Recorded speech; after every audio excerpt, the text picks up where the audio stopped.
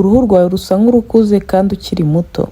Reka nkubwire ibanga nakoresheje kugira ngo nkureho iminkanyari. Ukeneye ibintu 5 byonyine kugira ngo uruhu rwawe rwongere rugaragaze itoto. Uruhu rwiza ruheramo imbere. Tangira urye ibikomoka kuri vitamine C. Vitamine C serum ubundi mu busanzwe ni antioxidant irinda uruhu rwawe free radicals zishobora gutuma uruhu rwawe rukura imburagihe. Yongera collagen igatuma uruhu rugenda ruvaho imirongo n'indi minkanyari yose ruriho. Vitamine C igabanya kwirabura ku ruhu igatuma uruhu rusa hose atari bimwe usanga amatama yirabura izuru ari inzobe. Vitamine C serum na sunscreen bikorana neza cyane. Vitamine C serum ifasha mu gutuma sunscreen ikora neza akazi kayo kandi ifasha mu gutuma sunburn n'ibindi bibazo biterwa n'izuba bigenda bivaho ku ruhu.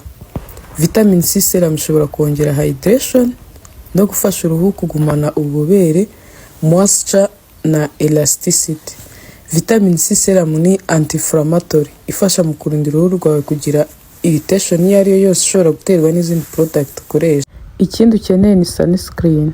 Nta sunscreen nta cyabaye. Ibintu byose wakwisiga sunscreen itarimo nta kintu waba uri gukora kuko UVA niyo mirasire gutuma uruhu rwacu ruzana iminkanyari imburagihe.